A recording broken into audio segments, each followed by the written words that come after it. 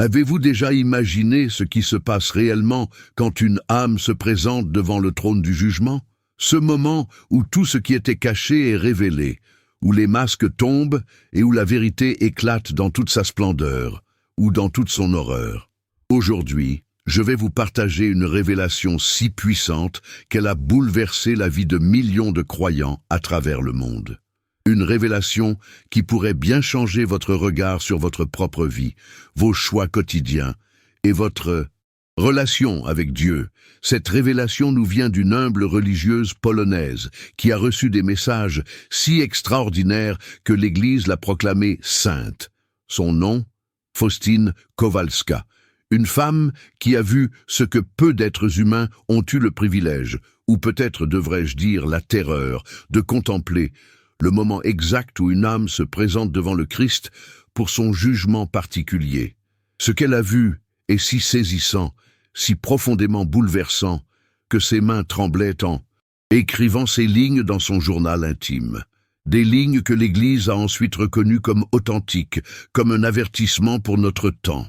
Un temps où tant d'entre nous vivons comme si nous ne devions jamais rendre compte de nos actes. Imaginez un instant, vous êtes là, témoin invisible d'une scène qui se déroule hors du temps et de l'espace. Une âme se tient devant le Christ, pas le Christ souffrant que nous voyons sur nos crucifix, mais le Christ dans sa majesté, le roi de l'univers, le juge suprême. Une âme nue, dépouillée de tous les artifices dont elle s'était parée durant sa vie terrestre. Une âme face à la vérité incarnée, sans possibilité de fuite, sans excuse, sans avocat, sauf peut-être la miséricorde elle-même. Ce que sainte Faustine a vu ce jour-là a changé sa perception de la vie pour toujours.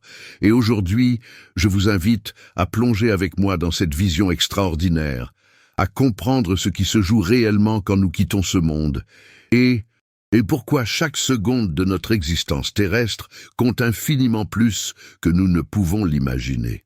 Avant de vous révéler ce que sainte Faustine a contemplé, permettez-moi de vous partager qui était cette femme exceptionnelle. Née en 1905 dans une famille pauvre de Pologne, Hélène Kowalska, qui deviendra sœur Faustine, n'avait rien d'extraordinaire aux yeux du monde. Troisième enfant d'une famille de 10, elle n'a fréquenté l'école que 3 ans.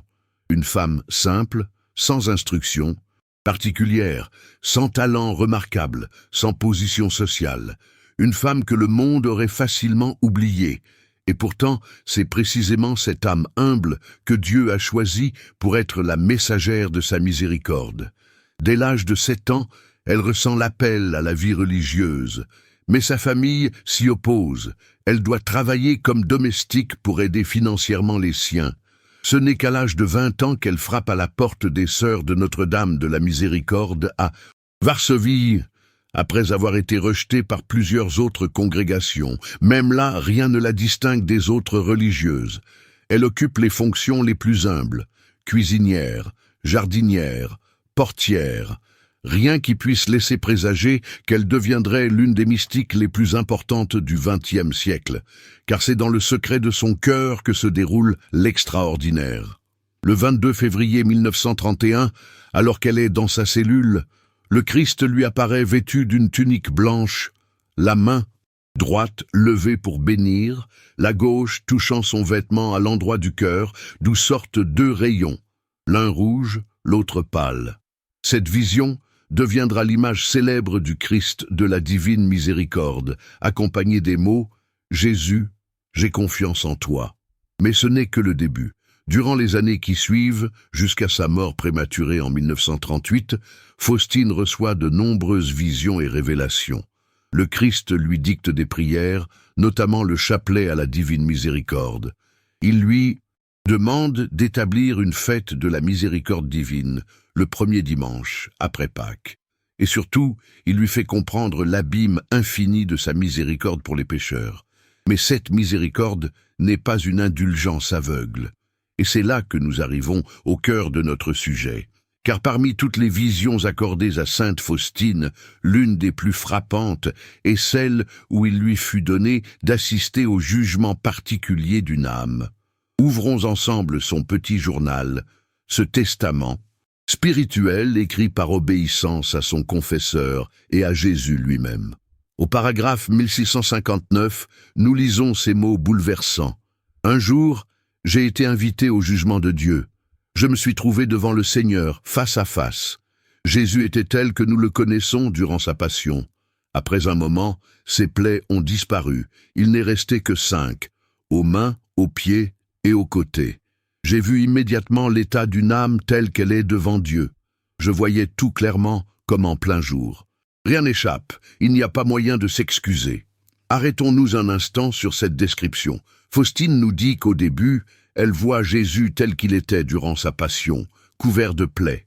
Mais ensuite, seules restent les 5 plaies de la crucifixion, celles des mains, des pieds et du côté. Ces plaies qui témoignent éternellement de l'amour infini du Christ pour l'humanité, ces plaies qui sont le prix de notre rédemption.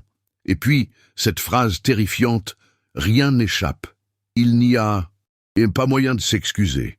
Imaginez un instant toute votre vie déployée devant vous, non pas comme vous aimeriez vous en souvenir, en minimisant vos fautes, en magnifiant vos bonnes actions, mais telle qu'elle a réellement été.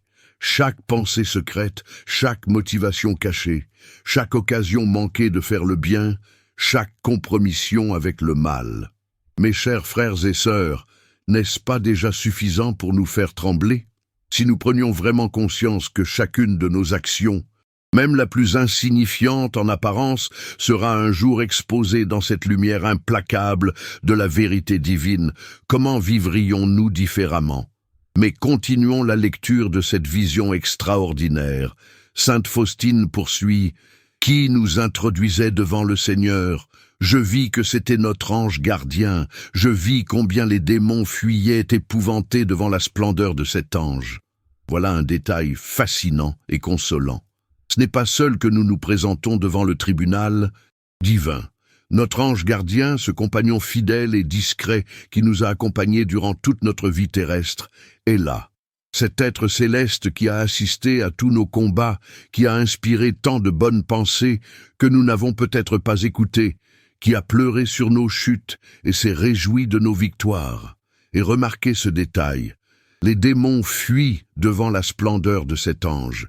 Ces mêmes démons qui, durant notre vie, nous ont semblé si puissants, si séduisants parfois, apparaissent maintenant dans leur véritable nature, des créatures déchues, terrifiées par la lumière divine qui émane des serviteurs fidèles de Dieu. Mais la vision continue, et elle devient encore plus saisissante. Je vis comment l'âme se tenait près du trône face au Seigneur, seule, personne d'autre que Dieu et l'âme. J'ai été effrayé d'apprendre qu'il faut répondre devant Dieu pour chacun de nos actes, de nos paroles et de nos pensées. Je n'ai vu personne d'autre que Dieu qui juge cette âme. Le jugement de Dieu est si strict qu'il ne reste pour cette âme personne d'autre que Dieu lui-même. Méditons ces mots. Personne d'autre que Dieu et l'âme. À ce moment crucial, tous les masques tombent, toutes les apparences s'effacent. Ni votre statut social, ni votre richesse, ni votre réputation, ni même vos titres ecclésiastiques ne vous accompagnent. Vous êtes là, seul face à celui qui vous a créé, qui vous a aimé d'un amour éternel et qui connaît jusqu'au moindre recoin de votre être. Et cette phrase terrible. Le jugement de Dieu est si strict qu'il ne reste pour cette âme personne d'autre que Dieu lui-même. Pas d'avocat, pas de témoin de la défense, pas de circonstances atténuantes à invoquer. Juste vous et Dieu, dans une confrontation où tout est révélé. Mais ne désespérons pas trop vite, car Sainte Faustine continue. À ce moment, j'ai vu aussi la grande sainteté de Dieu, et en même temps, j'ai compris que si j'avais la plus petite tache sur mon âme, je ne pourrais pas supporter cette vision de Dieu. Je préférerais me jeter moi-même dans les tortures de l'enfer plutôt que de me présenter avec une tache devant Dieu. Voilà qui éclaire d'un jour nouveau notre compréhension de l'enfer. Ce n'est pas tant Dieu qui nous y envoie, mais plutôt notre âme souillée qui ne peut supporter la présence de la sainteté divine. Comme une lumière trop intense pour des yeux malades, la présence de Dieu devient intolérable pour une âme attachée au péché. Saint Jean nous l'avait déjà enseigné dans sa première épître, Dieu est lumière, et il n'y a pas en lui de ténèbres.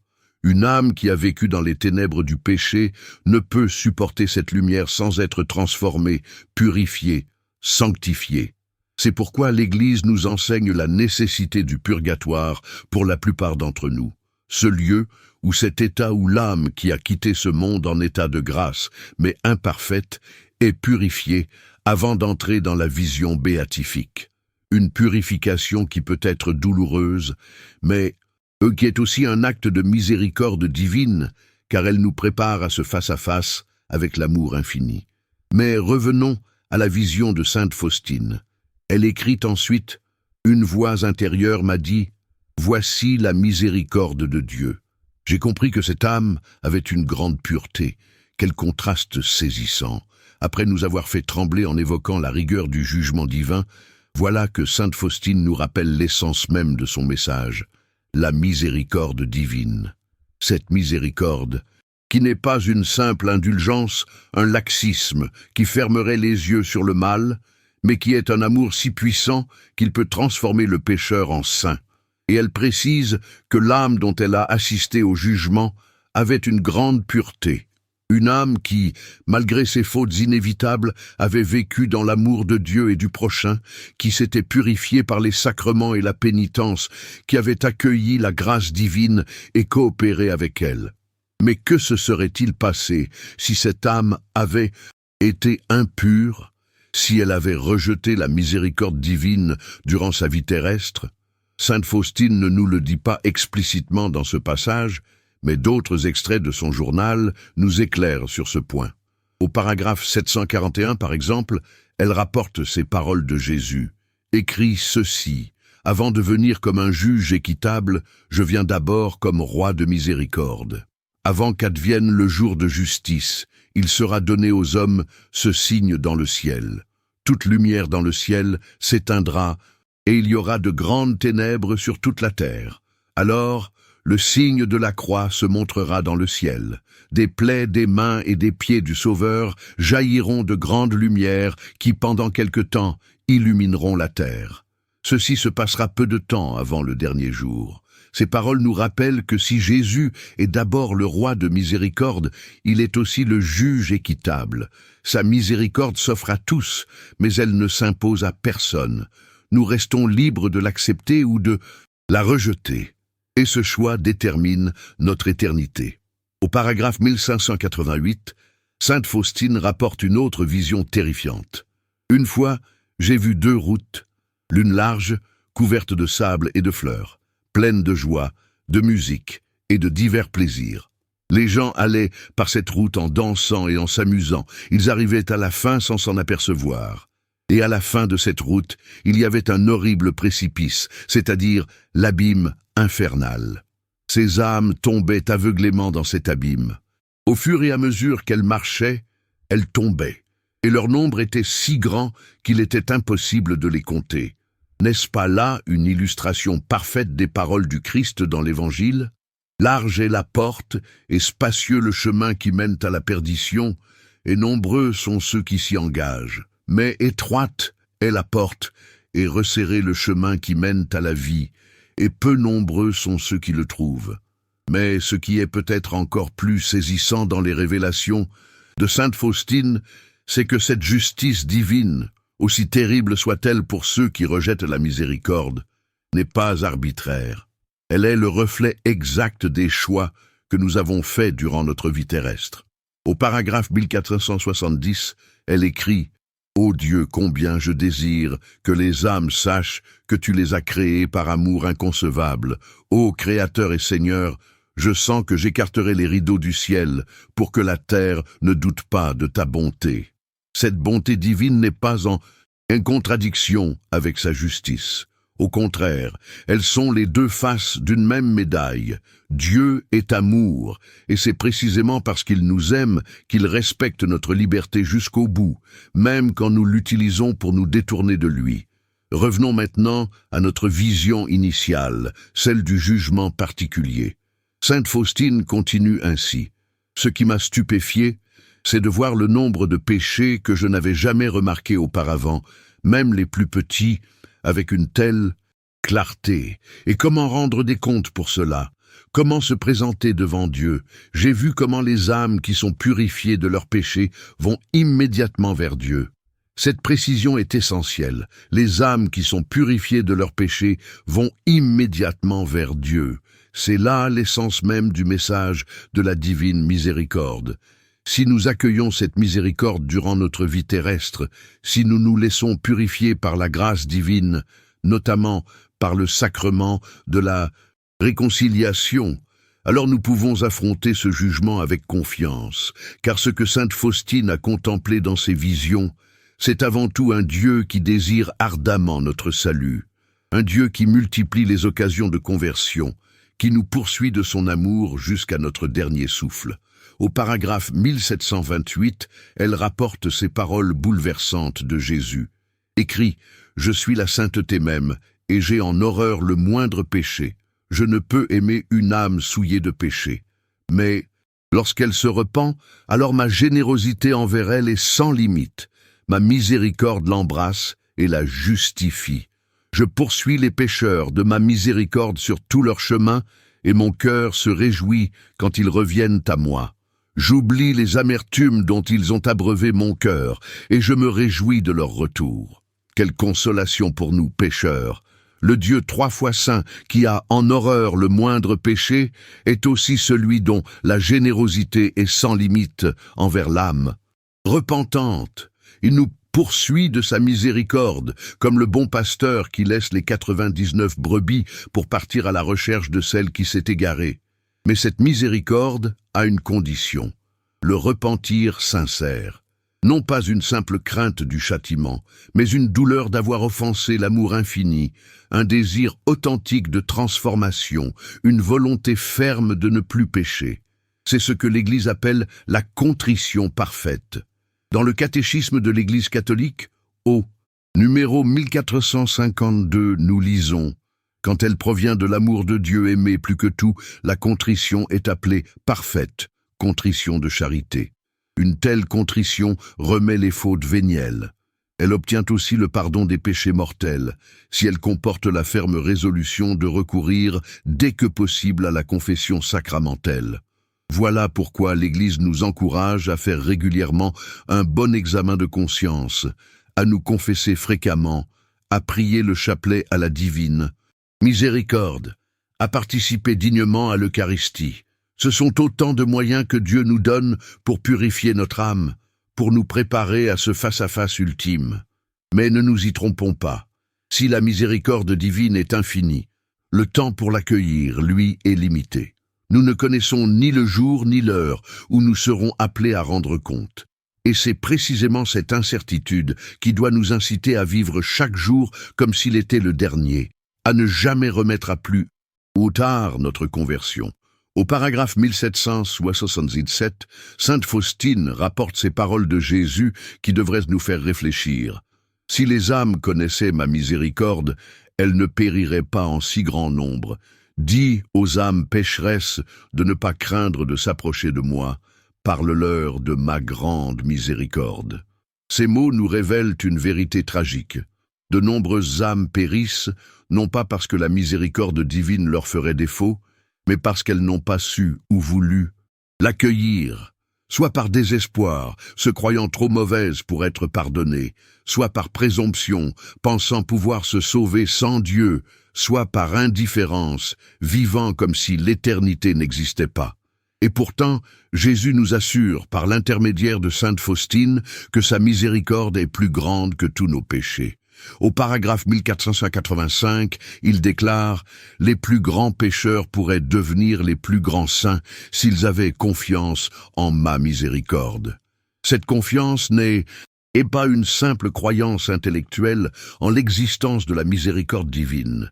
C'est une attitude du cœur qui nous pousse à nous jeter dans les bras du Père, comme l'enfant prodigue de la parabole. C'est une certitude intérieure que, quoi que nous ayons fait, Dieu peut et veut nous pardonner si nous revenons à lui avec un cœur contrit.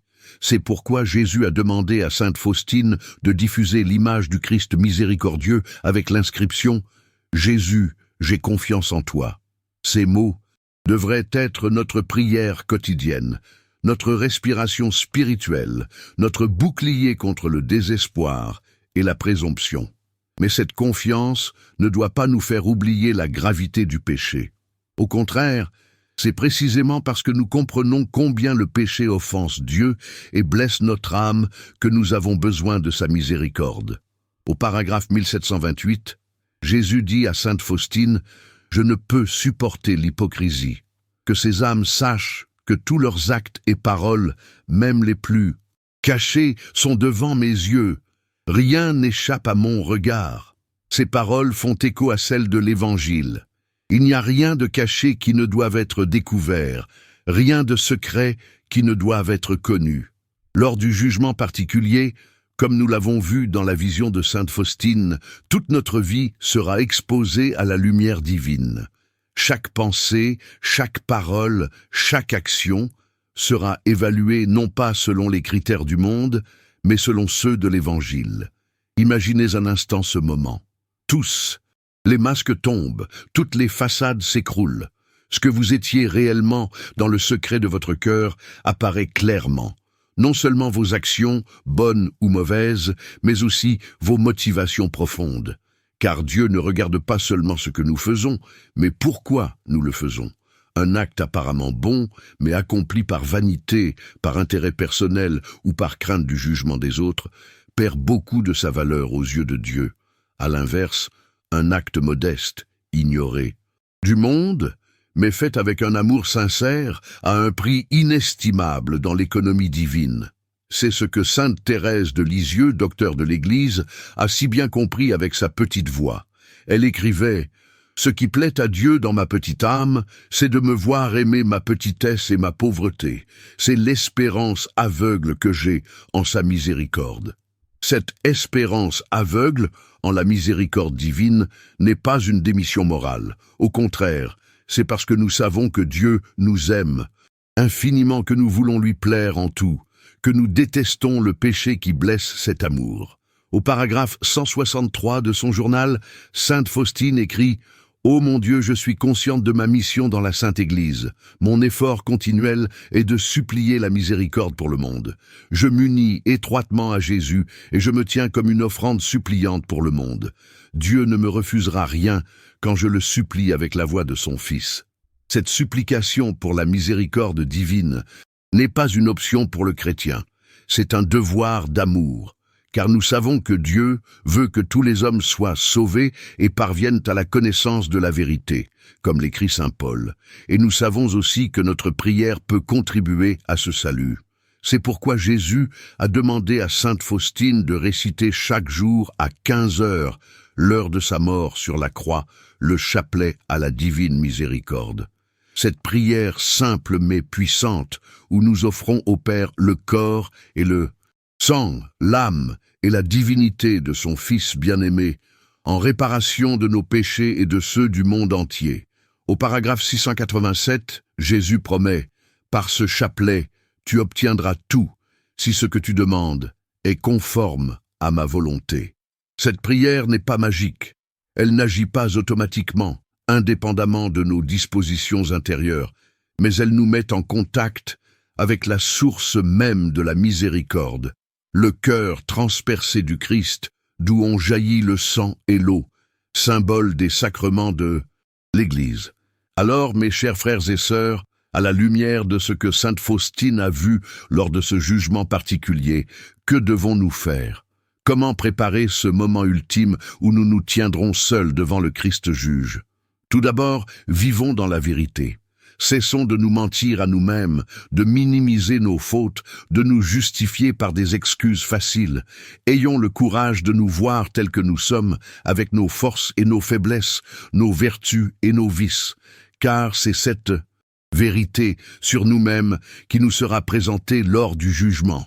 Ensuite, recourons fréquemment au sacrement de la réconciliation.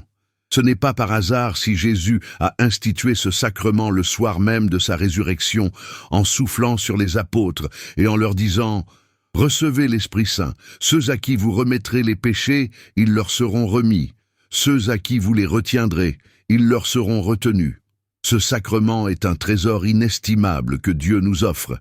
Il nous permet de rencontrer dès maintenant la miséricorde divine, de purifier notre âme avant ce face-à-face ultime. Comme le dit le pape François, Dieu ne se lasse jamais de pardonner, c'est nous qui nous lassons de demander pardon. Troisièmement, prions sans cesse pour les pécheurs, pour ceux qui sont loin de Dieu, pour ceux qui risquent de se présenter au jugement avec une âme souillée par le péché grave. Notre prière peut être cet ultime secours que Dieu leur envoie, cette grâce qui touche leur cœur et les conduit à la conversion. Au paragraphe 1396, sainte Faustine écrit « Aujourd'hui, j'ai entendu une voix dans mon âme. Oh, si les pécheurs connaissaient ma miséricorde, ils ne périraient pas en si grand nombre. Dis aux pécheurs qu'aucun n'échappera à ma main. S'ils fuient mon cœur miséricordieux, ils tomberont entre les mains de ma justice. Dis aux pécheurs que je les attends toujours. J'écoute attentivement les battements de leur cœur quand celui-ci battra pour moi. » Cette voix nous rappelle l'urgence de l'évangélisation, de l'annonce de la miséricorde divine à un monde qui en a tant besoin. Car beaucoup ignorent encore cette vérité fondamentale. Dieu les aime d'un amour infini et désire ardemment leur salut. Quatrièmement, participons dignement à l'Eucharistie, ce gage de la gloire future, comme l'appelle l'Église. Dans ce sacrement, nous recevons le corps et le sang du Christ. Nous nous unissons intimement à celui qui sera notre juge. Comme le dit saint Jean Chrysostome, « Celui qui mange ma chair et boit mon sang demeure en moi et moi en lui. » Cette union sacramentelle avec le Christ est la meilleure préparation au jugement particulier. Enfin, vivons chaque jour dans la conscience de notre fragilité et de notre finitude. Veillez donc, car vous ne savez ni le jour ni l'heure, nous avertit le Seigneur. Cette vigilance n'est pas une angoisse morbide face à la mort, mais une sagesse spirituelle qui nous fait apprécier chaque instant comme un don de Dieu, une occasion de grandir dans son amour. Au paragraphe 435, sainte Faustine nous partage cette réflexion profonde. Ô vie grise et monotone, combien de trésors tu recèles. Aucune heure ne ressemble à l'autre, donc la grisaille et la monotonie disparaissent quand je regarde tout avec l'œil de la foi. Cet œil de la foi nous fait découvrir la valeur inestimable de chaque moment de notre existence. Chaque rencontre, chaque épreuve, chaque joie devient une occasion de croître dans l'amour de Dieu et du prochain, de nous préparer à ce face-à-face ultime. Car ce que sainte Faustine a vu lors de ce jugement particulier, c'est avant tout un dialogue d'amour. Un dialogue certes exigeant, où rien n'est caché, mais où la miséricorde divine offre toujours une chance au repentir sincère. Au paragraphe 1486, Jésus lui dit « Dis aux âmes de ne pas mettre d'obstacle à ma miséricorde qui veut agir en elles. Ma miséricorde agit en tout cœur qui lui est ouvert. Aussi bien le pécheur que le juste ont besoin de ma miséricorde. La conversion comme la persévérance sont une grâce de ma miséricorde. » Ces paroles nous rappellent que nous avons tous besoin de la miséricorde divine, depuis le plus grand pécheur jusqu'au plus grand saint. Car même nos vertus, même nos bonnes actions ne sont possibles que par la grâce de Dieu. Comme le dit saint Paul, c'est par la grâce de Dieu que je suis ce que je suis. Cette conscience de notre dépendance totale envers Dieu est le fondement de l'humilité chrétienne.